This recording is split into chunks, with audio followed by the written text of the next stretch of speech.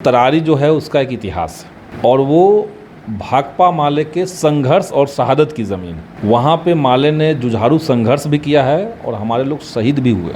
आप समझ लीजिए कि बिहार में जो ढहते सामंती अवशेष हैं उनके साथ जहाँ पे जन आंदोलनों का टकराहट अभी भी बचा हुआ है, उसमें एक तरारी सीट है। प्रशांत किशोर से चुनौती नहीं है। चारों सीट पे बुरी तरीके से ये फ्लॉप होने जा रहा है। जो जन स्वराज के कैंडिडेट है वो चुनौती नहीं है। चुनौती वो नहीं तो है। मुकाबला किससे होगा सर तरारी? बीजेपी से मुकाबला होगा वहाँ पे। प्रशांत किशोर कहते थे कि पढ़ा लिखा नेता होना चाहिए, पर उन चारों सीटों पे जो कैंडिडेट दिए हैं कोई भी ग्रेजुएट पास नहीं है, सब 10th-12th है।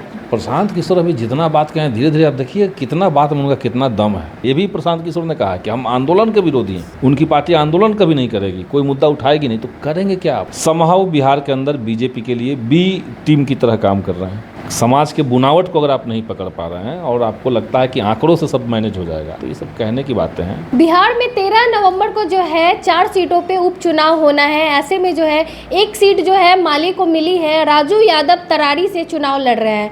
वहीं दूसरी ओर जो है जन स्वराज के प्रत्याशी किरण सिंह है। तो क्या चुनौतियां रहेंगी, क्योंकि जन स्वराज लगातार दावे कर रहा है, चारों सीटों पे लगातार भीड़ दिखाई जाती है। प्रशांत किशोर पूरे कॉन्फिडेंस के साथ है, क्योंकि उन्होंने कहा था कि 2025 का जो मामला है 24 में ही सेटल कर देंगे। हमारे साथ माले से विधायक है पालीगंज के संदीप सौरभ जी। सर बहुत बहुत स्वागत है। जी बहुत बहुत धन्यवाद।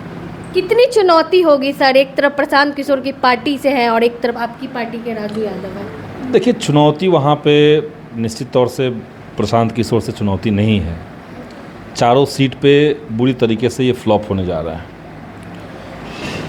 ये बिहार की मिट्टी के मुताबिक इनकी पार्टी की बनावट नहीं है, तो हम प्रशांत किशोर पे क्यों बात करें? वो उनके यहाँ लीडर जो हैं वो कार्यकर्ता नहीं, स्टाफ है। सभी जगह पे उन्होंने लोगों को स्टाफ के रूप में पेमेंट दे करके अपने लोगों को सेट किया है। कहाँ से उतना पैसा आ रहा है, कहाँ से स्कॉलरशिप आप दे रहे हैं बच्चों को, अलग अलग यूनिवर्सिटीज़ में पढ़ने वाले लोगों को आपने हायर किया है और बड़ी संख्या में हायर किया है, तो खैर वो अलग बात है। देखिए तरारी जो है उसका एक इतिहास है और वो भाकपा माले के संघर्ष और शहादत की ज़मीन। वहाँ पे माले ने जुझारू संघर्ष भी किया है और हमारे लोग शहीद भी हुए। और आप समझ लीजिए कि बिहार में जो ढहते सामंती अवशेष हैं उनके साथ जहाँ पे जन आंदोलनों का टकराहट अभी भी बचा हुआ है, उसमें एक तरारी सीट है। तो वहाँ पे हम लंबे समय से जीतते रहे हैं। 2015 में जब वहाँ पे सुदामा प्रसाद जीते चुनाव 15 वाले चुनाव में, तो उस समय तो त्रिकोणीय चुनाव में भी हम लोग जीते हैं। मतलब महागठबंधन था, राजद कांग्रेस जदयू एक साथ, इधर से भाजपा, तब भी वहाँ पे माले जीता। 20 में भी हम लोग जीते हैं। और राजू यादव जो कैंडिडेट के रूप में है तो पावरफुल कैंडिडेट, आरा में ज़मीन पर मतलब वो बचपन से ही वो काम कर रहे हैं। पहले छात्र संगठन आइसा में काम किए, जिसमें मैं भी बाद में जुड़ा।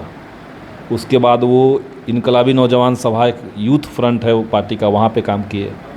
फिर किसान मोर्चा पे काम कर रहे हैं। अभी वो किसान मोर्चा पे हैं और एक लोकप्रिय नेता हैं। राजू यादव संघर्ष करने वाले व्यक्ति हैं। तो छवि के लिहाज से, संगठन का जो ग्रिप होता है उसके लिहाज से, और जो वहाँ की विरासत रही है उन सब के लिहाज से वहाँ पे हम लोग सीट इस बार चुनाव जीतेंगे। तो मतलब जो जन स्वराज के कैंडिडेट है वो चुनौती नहीं है। चुनौती वो नहीं तो है। मुकाबला किससे होगा सर तरारी? बीजेपी से मुकाबला होगा वहाँ पे। प्रशांत किशोर कहते थे कि पढ़ा लिखा नेता होना चाहिए, पर उन चारों सीटों पे जो कैंडिडेट दिए हैं कोई भी ग्रेजुएट पास नहीं है, सब 10th-12th है। प्रशांत किशोर अभी जितना बात कहें धीरे धीरे आप देखिए कितना बात में उनका कितना दम है। जिनको लगता है कि हम बैठ करके आंकड़ों को से खिलवाड़ करके कॉपी पे डायग्राम बना करके पॉलिटिक्स में कुछ बड़ा कर लेंगे और हर तरह के मास मूवमेंट को खारिज करके, ये भी प्रशांत किशोर ने कहा कि हम आंदोलन के विरोधी हैं। उनकी पार्टी आंदोलन कभी नहीं करेगी, कोई मुद्दा उठाएगी नहीं, तो करेंगे क्या आप? आप संघर्षों के खिलाफ हो जाएंगे तो आप जीवन के खिलाफ हो जाएंगे, गरीबों के लिए फिर बचेगा क्या? तो वो उनकी पार्टी जो है वो एक अभी तो शुरुआती फेज़ है उनका, बाकी आगे क्या उनको करना है। उनकी रैली में मतलब जो टिकट बांट रहे थे, कुर्सियाँ चली सर, 2-2 उम्मीदवार वापस मतलब नाम ले लिए। तो वही जब जो आप है सब देख ही रही हैं, तो उन पे ज़्यादा हम क्या बात करें। नहीं, क्योंकि कॉन्फिडेंस के साथ बोले थे कि 25 का इंतजार नहीं करेंगे, 24 में ही मामला सेटल कर देंगे। तो कॉन्फिडेंस में बोले हैं तो अब चुनाव का रिजल्ट आ जाने दीजिएगा, और उनका कॉन्फिडेंस का क्या सच्चाई है ये आप खुद उनसे पूछ लीजिएगा। बाकी 3 सीटें पे राजद चुनाव लड़ रही है, क्या लग रहा है वहाँ पे? सभी जगह पे देखिए, बिहार में महागठबंधन का दबदबा रहेगा इस बार चुनाव में, उपचुनाव में भी। चारों सीट हमें उम्मीद है कि इस बार हम लोग जीतेंगे। शहाबुद्दीन के बेटे उसामा साहब आरजेडी में ज्वाइन किए, क्या लग रहा है इससे 25 में मजबूती मिलेगी महागठबंधन अब को? तो ये तो आरजेडी को सोचना है। हिना साहब जी अभी चुनाव लड़ी हैं, और हिना साहब जब चुनाव लड़ी उस समय भी मैंने सुना कि प्रयास चल रहा था अलायंस का, क्या हुआ क्या नहीं है। तो ये पूरी तरीके से आरजेडी का इंटरनल मामला है। वो उनको कितना फ़ायदा होगा कितना नुकसान होगा, लोग हिसाब किताब करके किए होंगे, वही बताएंगे। आखिरी सवाल रहेगा, प्रशांत किशोर के एक करीबी नेता है जो कि जन स्वराज छोड़ दिए, लेकिन वो बोल रहे हैं कि प्रशांत किशोर जो है सीएम नहीं बनना चाहते, उनकी नज़र सीधा पीएम बनने की। कैसे देखते हैं? कौन करीबी नेता है? उन्हीं के साथ है अवैस अम्बर, जो कि उनके साथ चले हैं, अब उनका पोल खोल रहे हैं। वो सब देखिए, इस तरह के नेताओं का भी बयान कब ज़्यादा कुछ सर पैर नहीं होता है। और प्रशांत किशोर जो कर रहे हैं, नई चीज़ कर रहे हैं, सब चीज़ साबित होना बचा हुआ है। अभी पहले से बहुत ज़्यादा कमेंट करके हम क्या साबित कर लेंगे उनकी राजनीति। लेकिन ये बात है कि एक जनरल परसेप्शन में लोगों के अंदर ये गया हुआ है कि वो समहाउ बिहार के अंदर बीजेपी के लिए बी टीम की तरह काम कर रहे हैं। उनकी कथनी और करनी में धीरे धीरे अंतर लग रहा है। अंतर होगा जो अगर आपने गलत कथनी कर दिया, कथनी ही आपकी गलत है।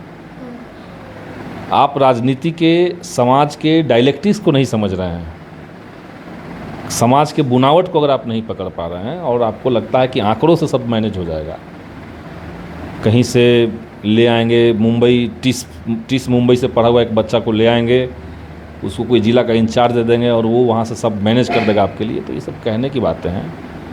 संघर्ष और ज़मीन पे जो हालात हैं वो सब अलग होते हैं। आपकी पार्टी हमेशा संघर्ष करती हुई आई है सर, आपने हाल ही में यात्रा निकाला था, बदलो बिहार न्याय यात्रा, कैसी रही? लोगों के बीच क्या एकदम ज़बरदस्त और एक तरह का जन आंदोलन का स्वरूप ले लिया। वो 25 जगह पे यात्रा चल रही थी एक साथ, और हर दिन हम लोग टोटल मिला दीजिएगा तो लगभग 500 किलोमीटर से ज़्यादा का पैदल यात्रा कर रहे थे जनता के सवाल पे। और सबसे ज़्यादा जिनकी आवाज़ राजनीति के अंदर, समाज के अंदर कोई आमतौर पे नहीं उठाता है, जो दलित हैं, भूमिहीन हैं, गरीब हैं, सबसे मार्जिनलाइज सेक्शन है, सबसे उत्पीड़ित हैं, जिनके ऊपर लगातार सामंती हमले का, हिंसा का डर सता रहा है, उस तबके की आवाज़ बनना। इस यात्रा की शुरुआत हम लोगों ने किया था नवादा से, जिस गांव में 80 दलितों के घर जला दिए गए थे, वहाँ से, उसी गांव से हमने यात्रा की शुरुआत की।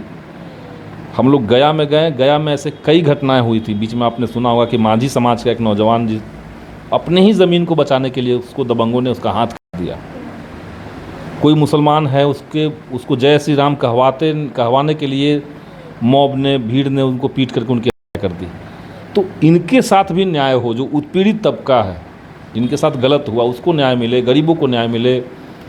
किसानों के लिए उसमें मांगे थी, पेंशन योजना जो गरीबों को मिलता है, जिससे जो बहुत बड़ा इशू बिहार के अंदर का है कि 400 रुपये सरकार पेंशन दे रही है, उसको 3000 करने की हम लोग मांग कर रहे हैं। सामाजिक कल्याण पेंशन 25 नवंबर से विधानसभा सत्र भी स्टार्ट हो रहा है, इसमें ये सब मुद्दे उठाएंगे? बिल्कुल हम लोग विधानसभा की तैयारी कर रहे हैं। सत्र शुरू हुआ। क्या क्या मेन मुद्दा होगा सर?